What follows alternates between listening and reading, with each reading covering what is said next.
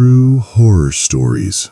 They thought it was just a stray animal taking livestock at night, until the kids saw something that moved like a human, but climbed like it didn't belong to this world.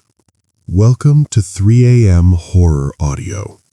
This story was told to me by a family who grew up in a remote farming area in rural Australia, sometime around the late 1960s, long before things like streetlights or security cameras were even a thought out there.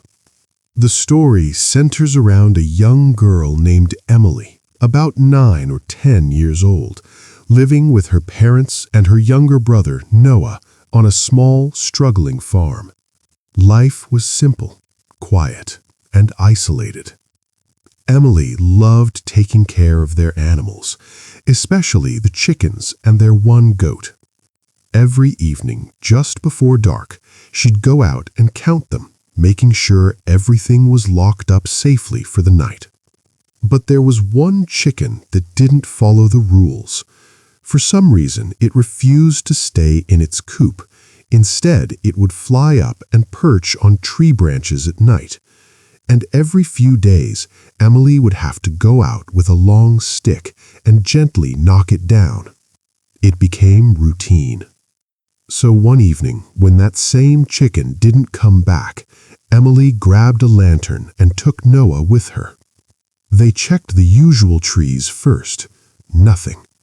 Eventually, they spotted it, perched on a branch further out than usual, but this time something felt off. No matter how hard they tried, the chicken wouldn't come down. It just kept hopping from branch to branch, almost like it was avoiding something. Emily started getting frustrated, muttering under her breath, threatening to sell it off or get rid of it. And then they saw it. Something shaped like a human, clinging upside down to the top of the tree. Its head was angled downward, its limbs bent in ways that didn't make sense, and it moved fast. It crawled down the trunk like a lizard, smooth, unnatural, silent. Before they could even react, it grabbed the chicken and climbed back up into the darkness, disappearing like it was never there. Emily and Noah ran. They didn't stop until they reached the house. But when they told the adults, no one believed them. People said it was probably just a wild animal, something like a possum or a feral predator, the kind of thing kids exaggerate, right?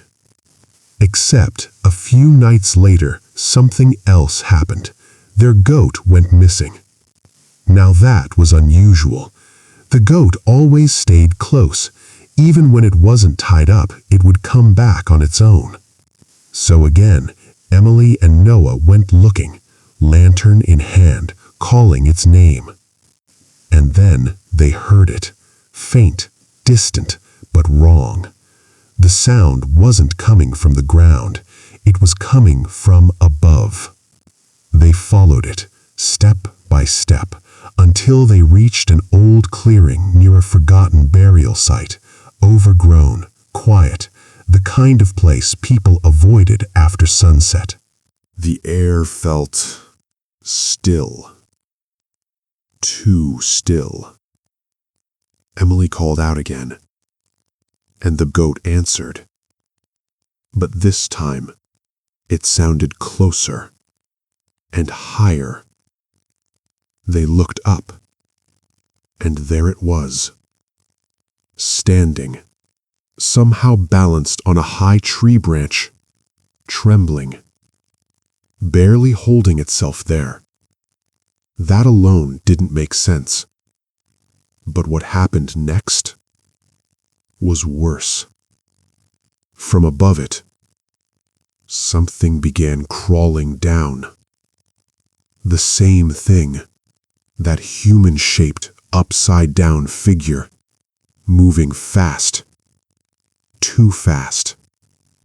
The goat panicked, leapt from the branch, and hit the ground hard. Emily and Noah didn't stay to see anything else. They ran. Again. Later that night, the adults went out with flashlights and tools, searching the area. What they found didn't have a clear explanation.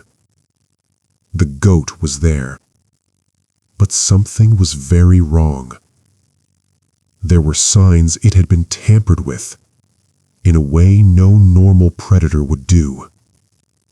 And in the dirt, there were footprints. They looked human, but larger, deeper. And beside them, marks that looked like hands, as if whatever it was moved using both, climbing, crawling, watching.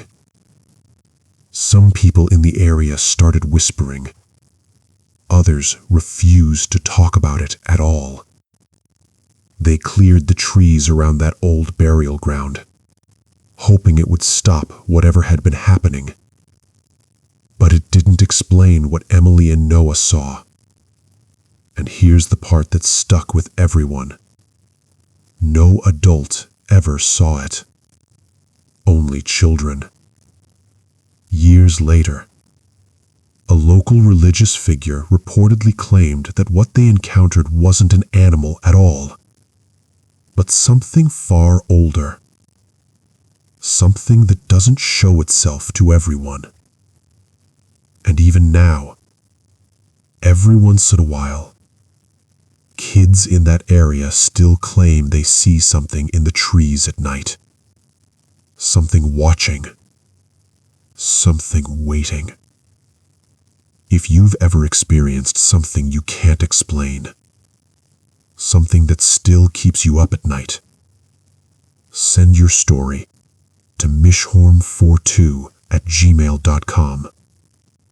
And if you made it this far, don't forget to like, subscribe, and stay with us.